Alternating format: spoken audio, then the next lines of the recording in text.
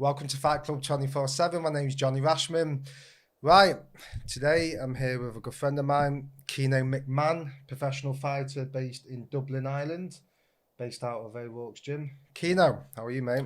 I'm good, mate. Yeah, just over here in Manchester, getting a week of sparring and week of training, so something different and really enjoying it. Well, we've had John Cooney on, we've had your gaffer Stephen on.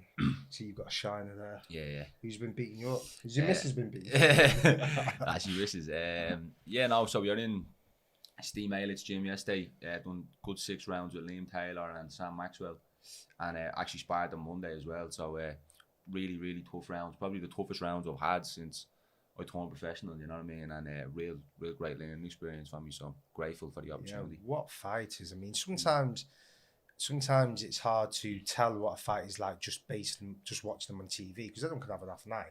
But when you see sparring, I'm fortunate I get to see you guys spar world class fighters.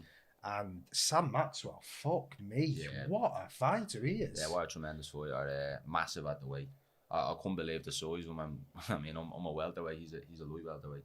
Yeah. But massive, such a great fighter, great technician. Just his all around game. Great jab, great at reading distance, and Liam Taylor as well. Liam Taylor's a phenomenal fighter. Just an absolute warrior. You know what I mean? He just puts it on you from bell one to the last bell, and it's exactly what I needed. And it's the education that I need as a fighter now. Even though I've had 9 fights, I think I'm still sort of learning the trade, and great for the opportunity, and it helped me on as well, so I'm happy. Yeah, 100%. And people look at the Liam Taylor Avanesian fight, but for me, I spoke to Liam about this. I want to see fights like that. I'd rather see someone get taken out in a round or two, have a 12-round ball fest, have a killer be killed. Absolutely. And Liam Taylor's not bothered. He's sparring Avanesian this Saturday, and people might say, well, how can you spar someone who's knocked him out? But in the game, it doesn't really work like that, does it? It works with, you just want rounds. To tell people, how does it work with sparring? And what would your mentality be if you were Liam Taylor and Avanesian beat you in 2 rounds, knocked you out on a big show?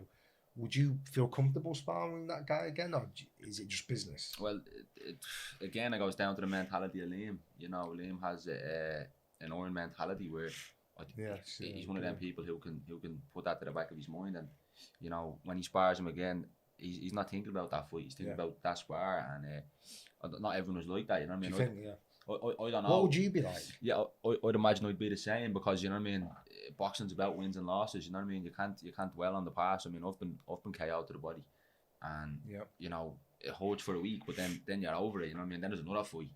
So I think now in Liam, I think he'll just forget about it, and that's pretty much what I do. Yeah, and you're looking now you want to get in the big shows, and I think you're one of them who, again, people who will watch this channel, they'll know my link, or people who know me on social media will know my link to O'Rourke's gym. And for me, I think they're ready to fight on these shows. I know for a fact you'd take any opportunity. Oh, 100%. I believe in my ability, first and foremost, not just me bottle and me mentality, but I believe I'm a very good fighter, and I think I'll hold me on against most, if not all. You know what I mean? I think even in the fights that I've lost, they've been close fights up until obviously the fight in Belgium. Well, the last one, let's talk about that. You hadn't fought for 2 years, right? You put weight on, fat as a slob at one point. Right?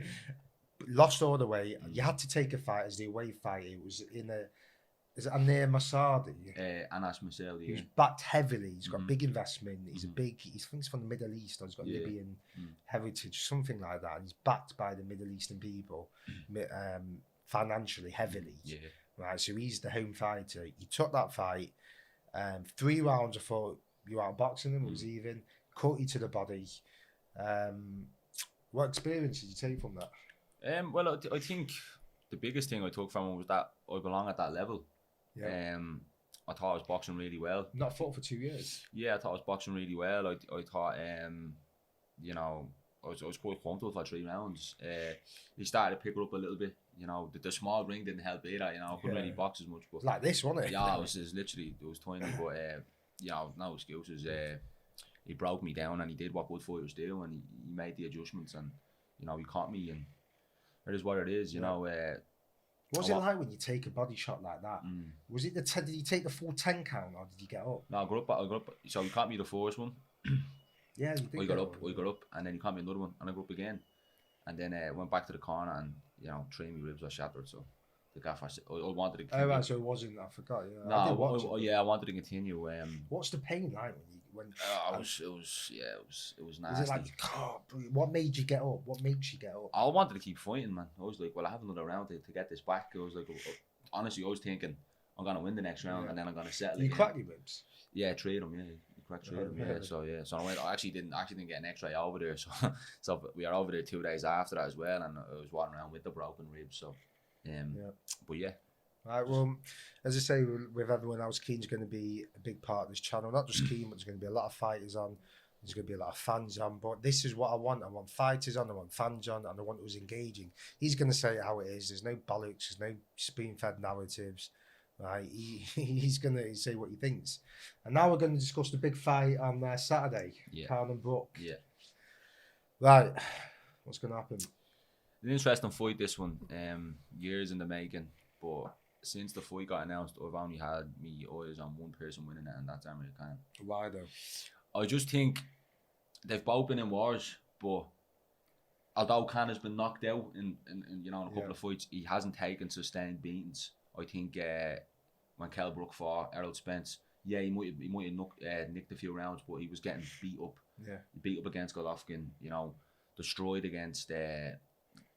Destroyed against. Yeah, but no, Crawford. No, it was up. No, it was up in the round. But I mean, it was only going one way, and then he got followed with a jab. Then he got followed with a jab.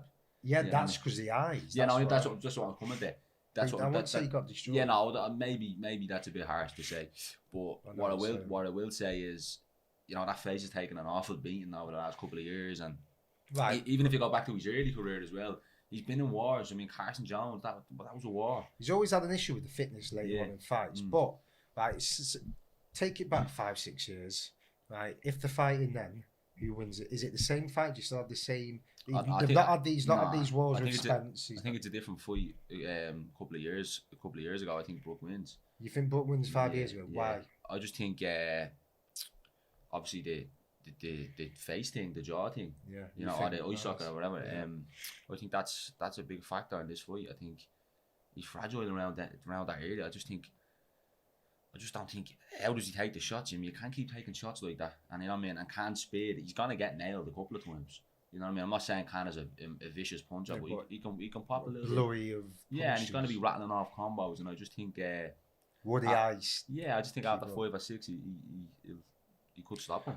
My thing is, if he used to fade 5-6 years ago. What's it going to be like now? For me, Brook he's a fighter who relies on timing. And you know yourself, if you're not fighting regularly, where do you get that timing? Absolutely, you can't get inspiring. So what's the timing going to be like? If he's faded in his prime, what's it going to be like if he goes past 6 rounds? The 2 eye injuries. 5 years ago, I said Brook would win the fight. I think his timing would have been too much.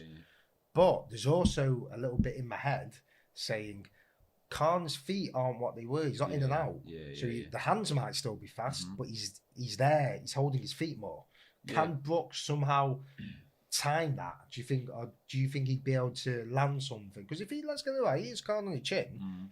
It's fucking good night. Yeah, no. I was at the public workout yesterday, and Khan looks great the way.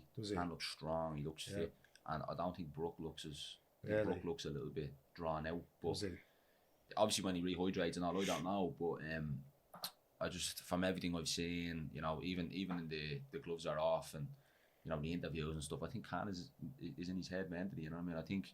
I don't know whether Brook believes what he's saying, whether he truly believes he's good enough to beat him or not. I think he knows he's in trouble. Absolutely, there's a lot of weight. There's clauses in the contract with weight. He knows he's had to get a shitload of weight off. I think he's taking the fight for the money. It's not for the glory. It's not to progress to any type of level. Probably his last fight, so he's doing it for the money as well. Once you're in there and it doesn't listen, animosity and hating the rival, I think that goes out the window when you're getting peppered. And you're at the end of your career, is there something in your head thinking, think that's it for me. Yeah, I think, or is it two last aging Warriors and we're gonna have a barnstorm? I hope so, but the way I'm looking at it is this. It's personal for Brook. I don't think it's as personal as I can. No. Khan's gonna stick to the game plan that Mac gives him. And I think the game plan will be to win all the early rounds and then see what happens. See how he reacts to them early rounds. If he's gonna throw the game plan out the window, Brook. I don't know, but I think early on in the fight, Khan is gonna bamboozle him, and then I think Brook is gonna fall into his old habits of getting tired, and I think Khan can stop him. If you followed my predictions on this, I've said it from day one. I think I just got a bad feeling it could be a disaster waiting to happen. And I love Kell Brook, man. Kell Brook's one of my favourite fighters of all time. Yeah. Very underrated. Amazing fighter, like really, really good fighter. But I just think it's the right time for Khan. Yeah, to be. It's got a little bit more left. I think. I hope it's just one last brawl and they both pull it on the line and they can just pull it in one last time. But I've just got a fear that a towel could come in. His training's not stupid. He'll know. If he's getting peppered with shots and you can't see. Is the towel going to come in? Yeah, another big thing as well. I'm looking into it as well as, why wasn't Ingle in his camp for the last week? Did he know something?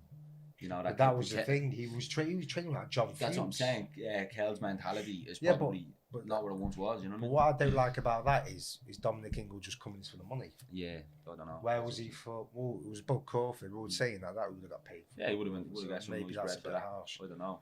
But I think maybe because he's getting his 10% from that. Yeah, but I think Ingle. Look, I don't know Kell Brook, and I don't know what way he kicks and all. But I think Dominic knew his mentality going into that last fight. A fight that he couldn't win.